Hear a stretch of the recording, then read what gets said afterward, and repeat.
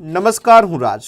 આપ જોઈ રહ્યા છો સ્પાર્ક ટુડે ન્યૂઝ. કરમસદ સ્થિત સંતરામ મંદિરમાં ગુરુ પૂર્ણિમાના પાવન પર્વની ભવ્ય ઉજવણી કરવામાં આવી હતી. મંદિરના મહંત પરમ પૂજ્ય મોરારીદાસ મહારાજના સાનિધ્યમાં યોજાયેલા કાર્યક્રમ દરમિયાન મોટી સંખ્યામાં ભક્તો અને ગ્રામજનો ઉમટી પડ્યા હતા. કાર્યક્રમ દરમિયાન ગુરુ પાદુકાનું વિધિવત પૂજન કરી મહારાજશ્રીના આશીર્વાદ ભક્તોએ પ્રાપ્ત કર્યા હતા. મંદિર પરિસર વૈદિક મંત્રોચ્ચાર, ભજન, કીર્તન અને ગુરુવંદનાથી ભક્તિમય બની ગયું હતું.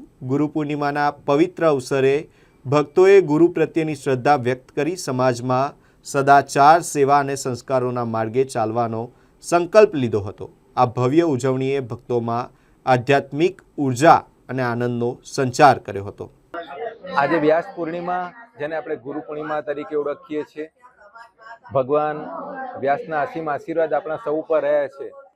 એટલે આપણે મનુષ્ય જન્મની અંદર પણ આજે કેટલા સંસ્કારિત થઈને જીવીએ છીએ. જેમ કોઈ મોટું ઝાડ હોય, એ ઝાડ સુંદર લાગે પણ એનો મૂળ, એનો આધાર તો મૂળ છે એના, જે દેખાતા નથી. આમ આજે આપણી સંસ્કૃતિને લઈને, આપણા સંસ્કારને લઈને, આપણા ધર્મને લઈને આપણે જે આટલા વિશાળ બન્યા છે, એની પાછળનું રહસ્ય માત્ર ને માત્ર આપણા ગુરુ છે, વ્યાસજી છે. એમણે વિસ્તૃતિકરણ કર્યું, એને વાંચતા લખતા શીખ્યા, એટલે આપણે ધન્ય બન્યા અને આપણું જીવન આજે સફળ બન્યું છે. એટલે આ વ્યાસ પૂર્ણિમાએ આપણે બધાએ ગુરુનું સ્મરણ કરવું જોઈએ. ગુરુ મહારાજનું સ્મરણની સાથે સાથે આપણે એમનું પૂજન કરવું જોઈએ અને હંમેશા યાદ રાખવું જોઈએ કે આપણે ક્યારેય એના ઋણમાંથી મુક્ત થઈ શકતા નથી.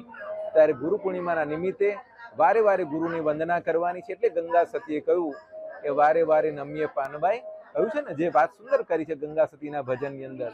તો એ જ રીતનો ભાવ આપણે સૌએ આપણા હૃદયમાં રાખવાનો છે અને ગુરુ મહારાજની વંદના કરવાની છે. સૌને જય મહારાજ. મહારાજના આશીર્વાદ ખૂબ પ્રાપ્ત થાય એવી શુભ ભાવનાઓ સાથે જય મહારાજ.